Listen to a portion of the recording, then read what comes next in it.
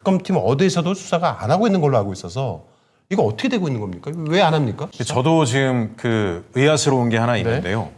제가 법사위 상임위에서 그 마약 사건을 은폐한 검사들의 이름들을 하나하나 다 특정하면서 거론을 했잖아요. 네. 그때 백혜련 경정도 증언석에 서서 답변을 해주고요. 국회에서 공식적인 회의 자리에서 이름을 거론해주면 수사를 할 수 있는 굉장히 큰 명분이 돼요. 수사팀이 바로 수사에 착수해가지고 수사가 진척이 되는데 이 마약 사건 수사 관련해서는 그렇게까지 이름까지 다 특정하고 관련된 정황에 대한 내용들을 다 스토리까지 이야기를 했는데도 불구하고 수사가 어디서 본격적으로 착수됐다는 얘기를 듣질 못하고 있어요. 언론에도 안 나오고 있어요. 도대체 어디에서 누구의 손을 타고 있는지 이 부분에 대해서는 좀 본격적으로 들여다봐야 되겠구나라고 생각을 하고 있습니다. 네, 합수팀의 합동 수사팀이죠. 네. 이 구성 자체에 하자가 심각합니다. 일단은 합수팀이 검찰과 경찰의 수사협의체예요.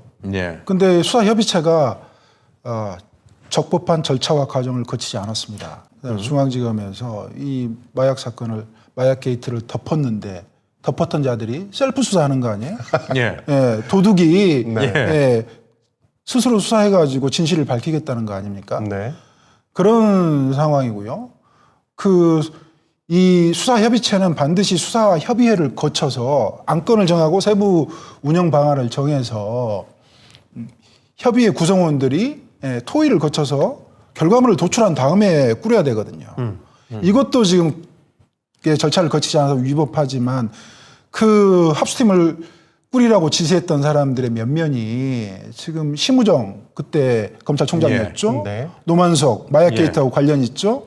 신준호 마약기획관, 마약 게이트 직접 덮어준 사람이에요. 그렇죠. 지금 마약기획관이 또 바뀌었어요. 김현실로. 네. 이 사람도 마약 게이트 덮어준 사람이에요. 그리고 합수팀 단장이 신준호와 함께 마약 게이트 덮어주고 진급한 사람, 승진한 사람이에요. 뇌물받아, 뇌물이죠. 임국관. 네. 그리고 경찰 지부로 가보면 네. 그때 전부 직대 체제였어요. 이호영 경찰청장 직대. 그다음에 국가수사본부장 김병찬 수사국장이 직대하고 있었고 서울청은 박현수 서울청장이 직대하고 있었죠. 이 사람들이 전부 마약 게이트하고 관련돼 있는 사람들이에요. 내란하고 관련돼 있기도 하지만 이런 사람들이 어느 아침에 어느 날 갑자기 정의를 실현하겠다 모여가지고 모였는지 안 모였는지 모르겠습니다. 안 모였을 거예요. 하루 만에 이 합수팀이 탄생을 했으니까 기가 막힌 일이죠. 이것은 불법 단체예요. 불법 단체. 그러니까 정성호 법무부 장관님한테도 이 지휘 감독권이 없어요. 있을 수가 없죠. 불법 단체를 대한민국 법무부 장관이 관리 감독할 수 있습니까? 그다음에 윤호중 해안부 장관님도 관리 감독권이 없는 거예요. 불법 단체를 장관이 관리 감독하면 안 되지 않습니까? 그래서 이문정 검사장께 수사 지휘권이 부여된 것은 그건 사실은 제가 봤을 때는 독이죠. 수사팀에서 마약 게이트 덮어준 사람들이 스스로를 체포해서 검거해서 수사를 하겠냐고요. 태엽해도 수사 지휘권 가지고는 어떻게 해볼 수가 없는 거죠. 이문정 검사장이 실제로 힘을 발휘하려면 인사권도 있어야 되거든요. 인사권 안 줬잖아. 근데 이런 사람들이 만약에 이문정 검사께서 수사 지시를 했는데 따르지 않아요. 하지 않아요. 움직이지 않아요. 그러면 교체를 해야 될 거 아닙니까? 네. 인사권이 없는데 어떻게 교체를 해요? 합수단에서 어떤 결과물이 나오더라도 결국 우리가 독수독과라고 그러죠. 독나무에 독 열매가 맺힌다고. 위법한 수사에서 위법한 결과물이 나온 것은 형사소송 절차에서 인정받지 못합니다. 그래서 그것도 노리는 거죠. 재판에 기소해봐야 니네들이 사물 관할이 없다, 사건 관할이 없다, 권한이 없는 데서 수사를 했다. 결국 그 책임을 판사들로부터 추궁당하게 될 겁니다. 그래서 이 합수팀은 빨리 해체돼야 되는 게 맞습니다. 그리고 수사 기록이 경찰에 있었어요. 경찰이 검찰에서 수사 기록 달란다고 이렇게 주는 경우는 위법하거든요. 이 경찰 지휘부 직권남용으로 처벌해야 됩니다. 위법합니다. 검찰이 경찰 수사를 볼 수 있는 것은 경찰이 불송치했을 때 재수사 요구를 할 수가 있고요. 송치했을 때 검찰이 직접 보안 수사를 할 수 있고요. 또 송치했을 때 경찰이 다시 내려보내서 보안 수사 요구를 할 수가 있어요. 그 방법 외에는 경찰에 있는 기록을 검찰에서 가져갈 수가 없어요. 그거 위법하거든요. 불법 행위들을 하나하나 법리에 맞게 알려주시면은 다 고발 조치하겠습니다. 국정원님 몰랐을까요, 과연? 제가 그 청문회장에서 김규현 국정원장을 만났어요. 아, 네. 그래서 제가 뭐 언급하기도 했지만 김규현 국정원장하고 마주치면서 내가 국정원장님 반드시 내가 부를 거니까 준비하고 계세요. 이렇게 말씀을 드렸고요. 네. 국정원이 공항을 열어주지 않으면 관세청에서 그렇죠. 네. 그 말레이시아 마약 조직에 가담을 할 수가 없어요. 누군가 열어주지 않으면 들어올 수가 없는 거거든요. 대한민국에서 공항이 창설된 이후에 네. 몸에 4kg씩 필로폰을 부착하고 국내로 들어와서 유통시킨 사례가 단 한 번도 없습니다. 한 사람도 없었어요. 말도 안 되는 일이 벌어진 예. 것이죠. 그런데 어떻습니까?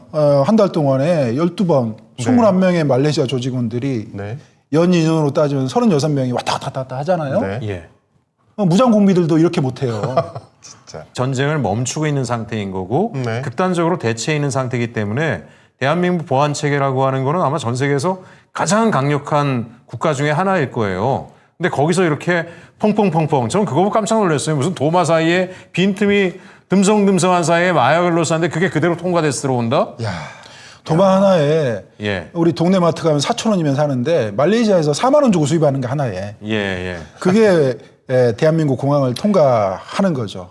지금 말레이시아 조직원이 36명이 연인으로 따지면 총인으로 따지면 36명이 왔다 갔다 했는데 전부 다 휴대용 캐리어를 가지고 들어왔는데 한 번도 검사받지 않았어요. 그 안에서 절반의 필로폰만 들어 있다고 쳐도 벌써 400kg 정도가 넘어가잖아요. 네. 그런데 그 안에 총기가 들었는지 폭발물이 들었는지 그다음에 생화학 물질이 들었는지 이 부분에 대해서 국정원과 방첩사는 책임을 져야 돼요. 예. 전혀 움직이지 않았고요. 그렇게 백혜룡 수사팀에서 주창을 하고 국정원 개입됐다, 방첩사가 방기했다, 눈을 감았다 이렇게 주창을 해도 전혀 움직이지 않았단 말이에요. 국정원하고 방첩사는 대한민국을 위해서 존재하지 않았던 거죠. 대한민국 국민들의 혈세로 월급을 받으면서 마약 조직원들의 편을 들었고요. 대한민국에 오히려 해가 되는 행동들을 했단 말이에요. 저는 용서할 수가 없어요. 그래서 제가 수사를 해야 된다. 이 국가기관들이 엄청나게 많은 공무원들이 개입해서 네. 이 엄청난 범죄를 저질렀고 그걸 검찰이 보증을 서줬잖아. 덮어버렸잖아. 예. 그러니까 나중에 경찰도 검찰의 보증을 믿고 외압을 행사해서 이 사건을 덮고요. 관세청장이 조자룡 헝칼 들시 나서가지고 우리가 12번 뚫린 것은 뭐 그렇게 됐는데 세관 우리 관세청 직원들이 공범에 가담한 건 아니다. 뭐 무슨 잘못이 있냐. 12번 뚫린 게 문제죠. 인식이 예. 관세청장의 인식, 기관장의 인식이 저 정도면 저 사람은 공무원이 아니고 지금 뭐라고 표현해 어떻게 표현하기가 좀 어려운데 이게 사이코패스 기질이 있는 그런 기관장일 수밖에 없거든요. 그러니까 아무도 지금 책임을 안 지고 있는 거고. 그렇죠. 그러니까 정부가 없다는 수사도 거예요. 안 되고 있는 거고. 대통령이 존재하지 않았다. 예. 국가의 운영을 위해서 대통령이 존재하지 않았다. 제가 이렇게 주장하는 거 아닙니까? 이러니 대통령 일가가 마약 사업을 했다는 말까지 나오는 거예요. 수사를 한 100경정만 좌천시키고 그러니까요. 아무도 책임진 사람이 없고 다 영전됐어요, 영전. 사건을 덮은 거로 의혹되는 사람들은 다 고위직으로 올라가고. 네. 김춘식이라는 사람이 2023년 11월 달 캘린더에다가 이 말레이시아 310kg, 예. 310K라고 적어놓고 1차 55K라고 적은 이제 그 문구가 저희가 발견됐단 말이죠. 근데 이거를 저희가 마약으로 보고 그동안 쭉 보도를 했더니만 이 김춘식이가 모 유튜브 채널에 나가가지고 이게 금이다. 예. 말레이시아에서 갖고 오다가 필리핀에 압수당했다. 이렇게 얘기를 해요. 만약에 310kg 정도의 금을 갖고 오려다가 밀반이 팔려다가 잘못되면 이건 징역형이 몇 년 정도 됩니까? 이게 금이면. 지금 저도 그거 보고 상당히 예. 놀랐는데 이제 네. 김충식 씨 입장에서는 마약만 아니면 된다고 그렇게 판단을 그랬던 것 것 같아요. 네. 야, 그 자산을 외국으로 빼돌렸을 때 네. 50억이 넘어가면 10년 이상 무기까지 그래요? 처해질 예. 수 있어요. 그게 특정 경제범죄 가중처벌법에 네. 조항이 있고요. 그 다음에 그게 만약에 관세 포탈이 됐으면 예. 1억 원 이상의 관세 포탈이 이루어졌으면 특정범죄 가중처벌법에 관세법 위반 특별히 가중처벌하는 조항이 있거든요. 네. 여기도 마찬가지 10년 이상 무기징역에 처할 수 있는 그런 규정이 이거 당장에 있는데 수사해야 되겠는데 그러면? 금융은? 저는 이제 그 부분에 대해서 필리핀 당국에서 만약에 공항에서 한국인이 금을 밀수하다가 그걸 압류했다 그러면 아마 대대적으로 나오지 않았겠습니까? 뉴스가 나왔을 거고. 필리핀에서 예. 도배했겠죠. 네. 그걸 만약에 최고 권력을 동원해서 막았다고 손 치더라도 아깝잖아요. 찾아와야 될 거 아닙니까? 그렇겠죠. 예. 김충식 씨가 찾아오기 힘들면 저한테 양도를 해주시면 제가 찾아와가지고 그 비용을 제외하고 제가 국가에 예. 헌납하겠습니다. 오늘 저희가 또 최초로 하나 공개하겠는데요. 김충식의 또 비밀 노트에 전땡수 이건 국세청 뭐예요, 조사 이건? 3과장, 장땡수 인천공항 세관. 어떤 사람인가 봤더니만 이 휴대폰 물품을 이제 이렇게 뭐랄까 조사하는 사람이더라고요. 세관원들이 가장 선호하는 곳이 휴대폰가거든요. 아, 그래요 또? 예. 거기서 마약 밀수가 이루어지고 그다음에 고가품들 이런 예. 것들 밀수가 이루어지니까 밀수꾼들하고 잘 연결되면 돈이 되죠. 그래서 관세청 직원들은 사무관 시켜준다고 그래도 잘 안 해요. 왜냐하면 사무관 시켜주면 이제 행정관리만 해야 되니까. 실제 그 현장 일에선 빠지게 되니까요. 네, 그래서 그 6급 계장에 머무르려고 그렇게 오히려 진급 안 하려고 하는 것이 그 휴대폰과예요. 근데 그 휴대폰과하고 장땡수, 네. 거기하고 연계돼서 이제 관세사일 거 아닙니까? 퇴직하고 관련이 있을 수도 있지 않을까 싶은데요. 저 부분은 네. 나중에 수사를 해봐야 될 그런 부분 같습니다.